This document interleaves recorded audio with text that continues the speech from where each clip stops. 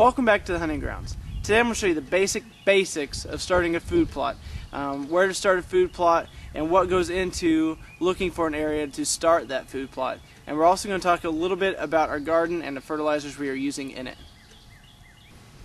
Now, if you guys remember, when we came in and we started this garden, we took fertilizer from Micro Leverage and we just covered the soil top and worked it into the soil. And now that our crops have had time to grow, we're going around with another product of Micro Leverage, and we are lacing the bottom of each stalk with this humified compost, and this is going to give it a huge boost. It's going to give it a ton of nutrients that's going to allow it to grow a lot quicker and with a lot more nutrients.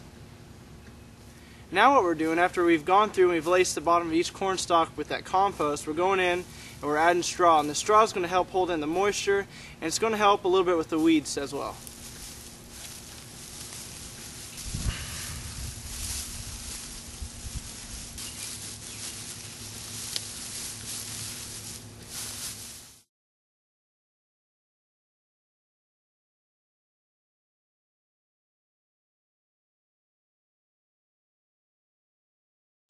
Now we've come to the question of how do I start and where do I start a food plot. Now I'll give you some basic information of how I started my food plots and why I started them, where I did, and the process I went through to get to where they are at today. Now when you're trying to find an area to start a food plot, there's a few things you should consider. Does that area hold moisture? Does that area receive sunlight? Is there even wildlife in that area? Those are a few things that you need to consider before you even start making a food plot. Now plants need a few different things to grow really well. They need nutrients, they need water, and they need sunlight. And if you have those three factors, you're going to have a great successful food plot. One of the things you can do is you can take a soil sample, and you can buy a soil sample testing kit, and you can do it yourself, or if you have a local college, a lot of them will do that for you if you just send it in with a small fee.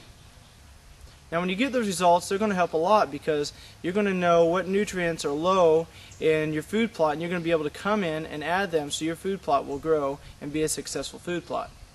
Another thing you want to consider after receiving results is look at the different seed products that are out there on the market and find the one that best fits your area that you're going to be planting your seeds, because there's products out there for well-drained soils, for wet soils. There's a variety of different products out there that's going to be more suited to your area that you're planting. Now you think you found that perfect area, but don't break that soil yet.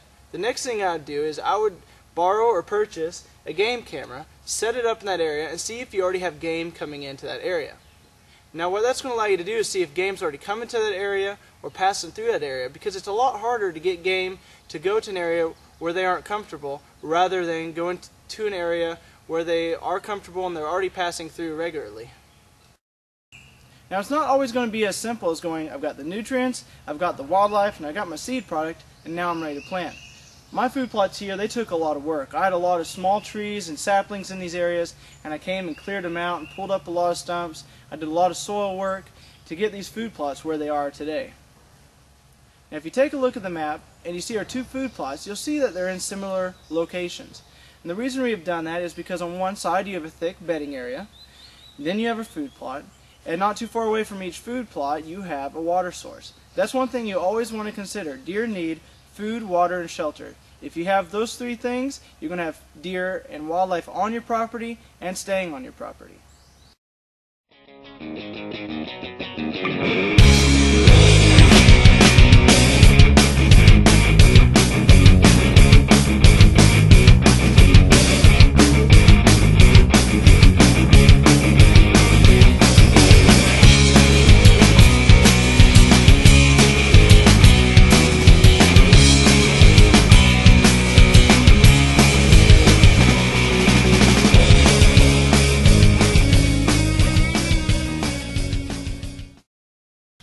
Now I'm going to show you the results of using AntlerDirt. I'm kind of excited about doing this because I haven't looked at it yet, but as you remember, I had one section of the food plot that we did not put any AntlerDirt on, and the rest of the food plot we put AntlerDirt.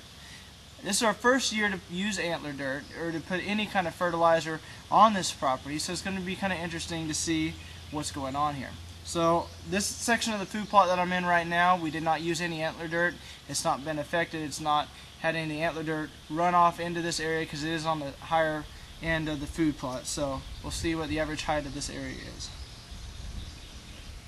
You're looking at about 9 inches right there, maybe about 9 to 10 inches, the average height of the food plot that we've not put antler dirt on. Now we're in an area of the food plot that we did use antler dirt, and this is about the average height of the food plot. I tried to find a good patch that really represented the food plot, and I can already tell you it's going to be a lot taller, so let's take a look.